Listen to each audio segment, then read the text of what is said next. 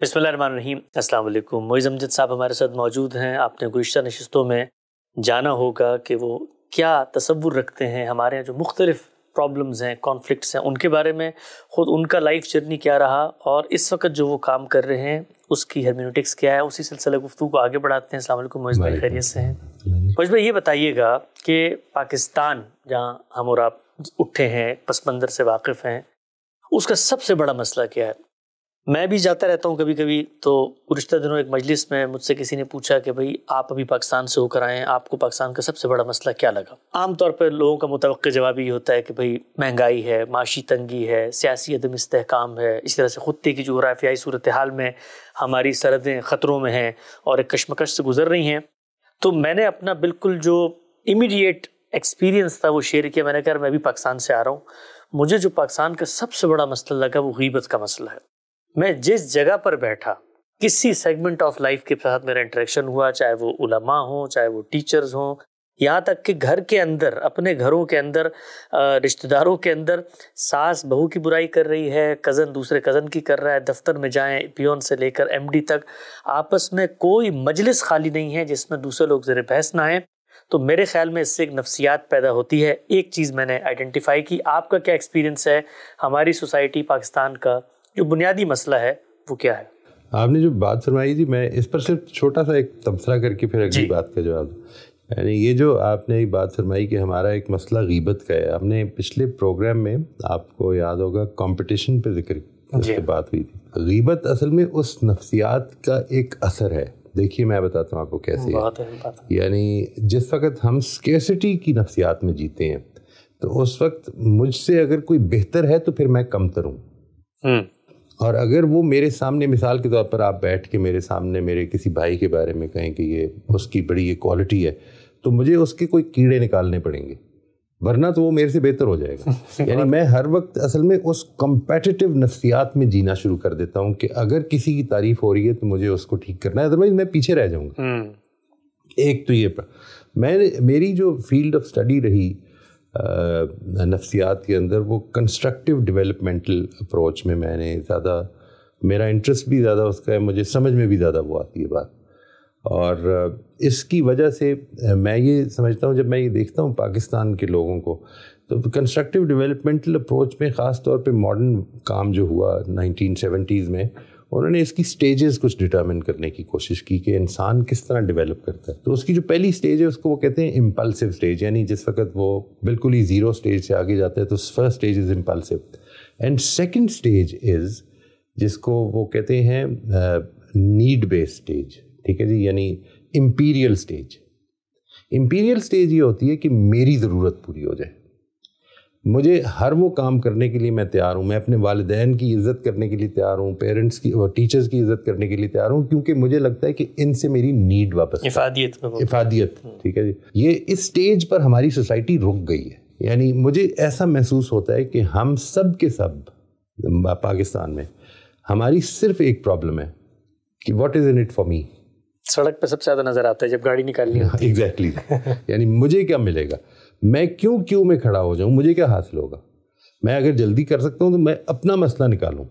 یعنی اس وقت اجتماع کسی کی پرابلم نہیں رہی، چاہے وہ ہمارے اوپر کے لوگ ہوں، چاہے وہ یہ آپ کہہ سکتے ہیں کہ میرا اس وقت جو یہ پورے کا پورا یہ نقطہ نظر ہے، یہ پرائمریلی بائسڈ نقطہ نظر ہے، بیکاز میں اجتماع کا، میں سوشیالوجی کا اسٹوڈنٹ ایز سچ نہیں ہوں. ٹھیک ہے. سوشیالوجی میرے لیے انٹرسٹ کا باعث بنتی ہے انڈیویجول سے شروع ہو کے.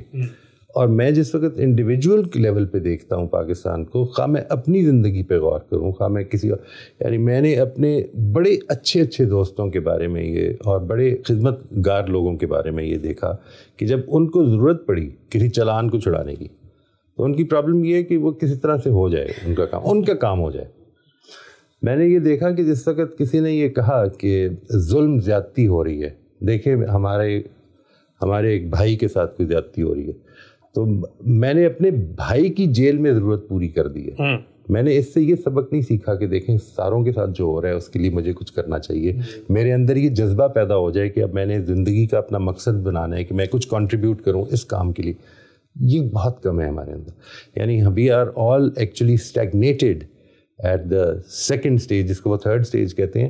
Second stage of development. यानी इसके लिए ज़रूरी है ये जो स्टेजेस ऑफ डेवलपमेंट में प्रोग्रेस होती है ना जी, इसमें एक बड़ी इंपॉर्टेंट चीज़ ये होती है कि एनवायरनमेंट सपोर्टिव हो नंबर 1, और एनवायरनमेंट चैलेंजिंग भी हो नंबर 2. इसके बाद इंसान ग्रो करता है.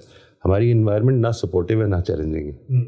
हम इसी को ठीक समझते हैं, हमें इसी की तरबियत मिलती है. वो जो तरबियत देने वाले हैं वो ख़ुद भी असल में इसी स्टेज पे खड़े हैं आमतौर पर. तो मेरा ख्याल है कि ये एक बड़ी मेजर प्रॉब्लम है. ये बड़ा उम्दा तज्ज़िया आपने मोइज़ भाई किया, बिल्कुल जिसको आप कहते हैं ना दरिया को कूज़े में बंद कर दिया है. और बिलखुसूस पाकिस्तान के अंदर इस वक्त भी जो लोग गुफ्तगू सुन रहे होंगे, हर कोई इसको अपने ऊपर इतलाक़ करके देख सकता है कि ये बुनियादी सरिश्ता है जिससे फिर बहुत सारे प्रॉब्लम्स जो फूटते हैं. अच्छा मोइज़ भाई, हमने बात की पाकिस्तान के अंदर जो एक प्रॉब्लम है, आप सोशल फैब्रिक की सतह पे कहें, माशरे की सतह पे कहें, अगर कहीं कोई प्रॉब्लम पैदा होता है, मसलन जिस्म के अंदर कोई प्रॉब्लम पैदा हो, मेरे घुटने में दर्द हो जाए, तो उसका असर सिर्फ घुटने तक नहीं रहता बल्कि पूरे जिस्म पर, यहाँ तक कि मेरी गुफ्तगू तक में उसके असरात नुमायाँ हो जाते हैं. सोसाइटी के अंदर ये प्रॉब्लम आपने जिसका निशानदेही की, इसके असरात कहाँ कहाँ तक गए हैं? क्या हमारे यहाँ जो फ़नून लतीफ़ा है वो भी इससे मुतासिर हुआ? हमारी जो क्रिएटिव स्किल्स हैं वो भी इससे मुतासिर हुई? मईशत का पहलू भी असल में इसी से फिर मुतासिर होता है. और उससे आगे बढ़ के जो लोग इस्लाह और खैर का काम करने के लिए उठते हैं, जिनका तो दावा ये होता है कि हम असल में ये जो मसले आपने बताए इनको ठीक करने के लिए उठे हैं, खुद उनकी मूवमेंट्स, उनके इदारे इन्हीं अमराज का शिकार हो जाते हैं. राइट जी. मैं तो ये समझता हूँ वो ख़ुद लोग भी कई दफ़ा इसका शिकार हो जाते हैं. यानी महसूस ये होता है कि हम आम तौर पर ये जो जज्बा है कि मैं दूसरे की इस्लाह करूँ, ये बड़ा इंपॉर्टेंट जज्बा है. लेकिन अगर ये इधर से फूटेगा कि मैंने दूसरे की इस्लाह करनी है, तो आदमी अपने आप को आमतौर पे फरामोश कर देता है. यानी मुझे ये समझ नहीं आता, मैं इसके बारे में बड़ा रिफ्लेक्टिव नहीं होता, मैं इसके बारे में अवेयर ही नहीं होता कि वो जो प्रॉब्लम जिसको मैं उधर देख रहा हूँ वो मेरे अपने यहाँ भी पाई जाती है, और मैं उसको इग्नोर करना शुरू कर देता हूँ. मेरा ये ख्याल है कि असल में जो चीज़ जिस चीज़ से हमें शुरू करना चाहिए, मैं इसका बड़ा कायल हूँ कि ज़िंदगी में आप सिर्फ एक ज़ात है जिसको कंट्रोल कर सकते हैं, जिसको ठीक कर सकते हैं. 100% कंट्रोल है जिसके ऊपर आपका, वो आपको दे. सुभान अल्लाह. और इसके अलावा आप दूसरों को अपनी इस इंसानियत की वजह से, इसलिए नहीं क्योंकि आप टीचर हैं, इसलिए नहीं क्योंकि आप आलिम हैं, इसलिए नहीं क्योंकि आपकी सोसाइटी में कोई पोजीशन है, अपनी इंसानियत की वजह से, सिर्फ इसलिए क्योंकि आपको अल्लाह ताला ने इंसान बनाया है, दूसरों को इन्फ्लुएंस कर रहे हैं आप. ठीक. कोई ना कोई आपको देखकर कोई अच्छी चीज़ या कोई बुरी चीज़ आपकी वजह से करना शुरू कर सकता है. इस चीज़ के बारे में अवेयर हो जाऊं मैं कि मैंने असल में अपने आप को ठीक करना है. और दूसरी एक और चीज़ ये कि मैं जिस चीज़ का बड़ा प्रचार करता हूँ वो ये कि टीचर्स को भी और पेरेंट्स को भी, कि खुदारा अपना जो रोल मॉडल है वो परफेक्शन का ना बनाएं, क्योंकि ये झूठ होगा. Nobody is going to be perfect, ना टीचर ना पेरेंट्स. आप जिस चीज़ का रोल मॉडल बच्चों के सामने रखें वो ये है कि we our life long learners. हम गलतियाँ करते हैं और हम गलतियाँ करके ठीक करते हैं. जब हमें पता चलता है कि हम बेहतर हो सकें, परफेक्शन अचीव नहीं हो सकती, ये अचीव हो सकती है. और ये वो चीज़ है कि जिसके नतीजे में बच्चे को भी आपके साथ ये शेयर करने में कोई प्रॉब्लम नहीं होगी कि मेरे अंदर भी ये गलती है. जब आप परफेक्शन का एक अपना रोल मॉडल उसके सामने रख देते हैं तो बच्चा अब उसके पास कुछ नहीं रह गया शेयर करने के लिए, इसलिए कि वो आपसे कम हो गया. आपने उसको एक अनअचीवेबल एक ऐसा गोल दे दिया इसको पॉसिबल ही नहीं है जो आपने भी अचीव नहीं किया. यानी प्रॉब्लम तो ये है. मोइज़ भाई, बड़ी कीमती बातें जो हैं वो हमने आपसे जानी. आखिर में मैं आपसे जानना चाहता हूँ कि मसाइल तो सोसाइटी को भी होते हैं, अफराद को भी होते हैं, और ये नहीं होता कि कहीं तनज़्ज़ुली का सफ़र हो तो वो सफ़र सिर्फ वहीं तक रहे, बल्कि वो आपको सोसाइटी के हर शोबे में नज़र आता है. और हमें भी अपने मुल्क में नज़र आता है कि जहाँ हमारे इखलाकी इक़दार कमज़ोर हुई हैं, वहीं पे हमारा क्रिकेट भी कमज़ोर हो गया, वहीं पे हमारा मौसीकी और फ़नून लतीफ़ा भी कमज़ोर हो गया है. यही मामला इज्तिमाई कामों का भी है. आपका एक लंबा सफ़र है, आपके 30-40 साल ये मुनज़्ज़म कामों के अंदर जो तहरीकी मिजाज के लोग होते हैं, सोसाइटी की इस्लाह के लिए उठते हैं, उनके साथ काम किया है. मुझे ये बताइएगा, हम लोगों ने भी एक छोटा सा इदारा यहाँ पे बनाया है और गामदी साहब के नाम पर है, और उसका एक मकसद है कि हम दुनिया में इल्म के तरीके पे इस्लाम को इंट्रोड्यूस करें और लोगों में एक एटीट्यूड पैदा करें कि वो आकर अपने अपने नुक्ता नज़र का भी रैशनली जायज़ा लें. इस तरह की जो मूवमेंट्स होती हैं उनको क्या अमराज लाहक हो जाते हैं और आपकी क्या तजवीज़ है कि उनको कैसे कम किया जा सकता है? मेरा ख्याल है जी कि जो एक बड़ी इम्पॉर्टेंट चीज़ हो सकती है, जिस तरह से हमने तालीम के बारे में जब बात की और मेरा जो नुक्ता नज़र है उसको मैंने ये बयान किया कि इंसान की, फ़र्द की असल में पोटेंशियल की आबियारी, बिल्कुल इसी तरह से शायद इस नौइयत के इदारों को फ़र्द के हवाले से अपने कामों को फ्लेक्सिबल रखने की कोशिश करनी चाहिए. क्या मतलब इस बात का? यानी ये बात कि इंसान जो है एक प्रैक्टिकल कुछ कंट्रीब्यूट कर सकता है आपके इस इदारे के साथ, اپنی سوسائٹی میں کچھ کنٹریبیوٹ کر سکتا ہے, تو اس کو ایک ویلیوبل چیز سمجھا جائے. یہ ہو صرف تب سکتا ہے کہ اگر آپ کا ادارہ اپنا جو اصل کام ہے وہ بجائے کام کو اپنا مقصد بنائے, وہ مقصد کے تحت کام ارینج کرے. بہت ہے. یعنی بجائے یہ کیا جائے کہ ہم یہ کام کرتے ہیں, ہمارا مقصد یہ کام کرنا ہے, ہمارا مقصد ایک کلاس لینا ہے.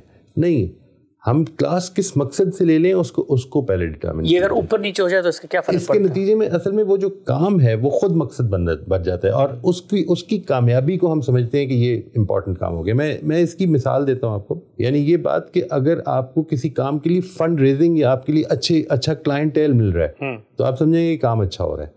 جبکہ اگر آپ اس کو دیکھیں کہ اس کے نتائج کیا نکل رہے ہیں اور جو آپ کے پیش نظر تھے نتائج نکالنا, وہ نکل رہے ہیں یا نہیں نکل رہے ہیں, تو آپ کو لگے گا کہ نہیں وہ تو نہیں نکل رہے لیکن پیسے تو کام تو ہو رہے ہیں. ٹھیک ہے نا جی. وہ پھر الٹیمیٹلی وہ جو مینز ہیں وہ اینڈز بن جاتے ہیں. آئی تھنک اگر وہ ہم اس مقصد کو سامنے رکھ لیں, اور اگر مقصد کسی بھی پہلو سے انسانیت کی کوئی خدمت ہے, تو انسانیت کی خدمت کا راستہ صرف ایک نہیں ہے, ہزاروں راستے ہو سکتے ہیں. جتنے انسان جتنی نوعیت کے انسان موجود ہیں جو وہ خدمت کر سکتے ہیں, سارے ہی راستے ہو سکتے ہیں. اس کو کسی طرح سے ایسی کمیونٹی ڈیولپ کی جائے, ایک یونیورسل کمیونٹی, ایک یونیورسل بردرہڈ جس کو آپ کہتے ہیں, کہ جس میں ہر آدمی جو ہے وہ یہ محسوس کرے کہ وہ ایک پارٹیسپیٹ کرنے والا, کنٹریبیوٹ کرنے والا ممبر ہے. وہ یہ محسوس کرے کہ میں, چاہے وہ غامدی ہے, چاہے وہ حسن الیاس صاحب ہیں, میں ان کو کنٹریبیوٹ کر رہا ہوں. You know I am a part of that institution. یہ ایک سگنیفیکنٹ پرائڈ کی چیز ہوتی ہے جی.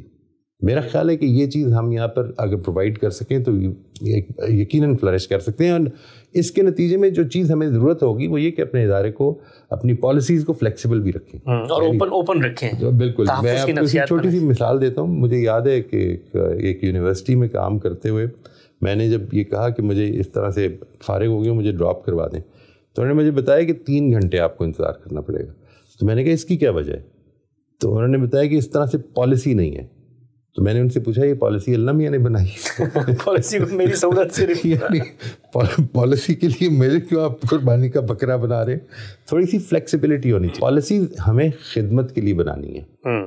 پالیسیز اس لیے نہیں بنانی کہ ہم کس طرح سے کام روک سکتے ہیں. یہ بیوروکریٹک سٹرکچرز جب بنتے ہیں, کبھی بھی بیوروکریٹک سٹرکچرز میں سے آپ کو کریٹیوٹی اور انوویشن نہیں ملے گی, مل نہیں سکتی. بہت اہم بات. معیز بھائی, یہ آپ نے اتنی زبردست بات کی ہے, اور میں اپنا جو ایکسپیرینس دیکھتا ہوں پچھلے 8-10 سال کا, اس میں جو ایک بڑی ہرڈل سامنے آتی ہے اسی بیوروکریٹک مائنڈ سیٹ سے, وہ یہ ہے کہ آپ سانچے بنائیں, اور سانچے بنا کے ایک بند کمرے کے اندر بیٹھ کے کسی کے لیے گولز طے کریں. وہ شخص کیا ہے, اس کی صلاحیت کیا ہے, اس کو ہم کیسے کمفرٹ فراہم کر سکتے ہیں, کریٹیو مائنڈ کن انوائرمنٹ میں آپریٹ کرتا ہے, اور وہ جو اس کی پروڈکٹ ہے اس پروڈکٹ کی افادیت کیا ہے, اس کو کس طرح میجر کرنا ہے. ہمارے یہاں آپ نے, اچھا ایک اور نقطے کی بتائیے گا. اس وقت ہمارے یہاں بڑا شور شرابہ ہوتا ہے جی, آپ نے جو کچھ کیا ہے نا, اب چونکہ وہ پروڈکشن میں آتا ہے تو ویڈیو میں آتا ہے جی اس کے ویوز کتنے ہیں, اور دیکھا جاتا ہے کہ جس چیز کے ویوز زیادہ ہیں اس سے اس کی پوری کی پوری کریڈیبلٹی. اگر اس اصول پہ ہم ہسٹری کے اندر جائیں تو اس وقت جتنے بڑے بڑے لوگ ہیں وہ تو سب کے سب فیل ہو جائیں گے, اس لیے کہ اس زمانے میں تو ان کو 4 لوگ بھی نہیں جانتے تھے. تو میرا خیال ہے معیز بھائی سے بہت اچھا ہم نے یہ سلسلہ کیا گفتگو کا. مزید بھی انشاءاللہ میں کوشش کروں گا کہ مختلف جو اپنی اپنی فیلڈز کے ایکسپرٹس ہیں وہ معیز بھائی کے ساتھ بیٹھیں اور ان کے علم سے استفادہ کریں. معیز بھائی, ہماری دعا ہے کہ اللہ تعالیٰ آپ کے علم میں مزید برکت دے, اور ہمارا ادارہ آپ کی خدمت کرنے کے لیے جو کچھ کر سکتا ہے انشاءاللہ ہم کریں گے. آپ کی امریکہ آمد پر ہم آپ کا شکریہ ادا کرتے ہیں. شکریہ جی.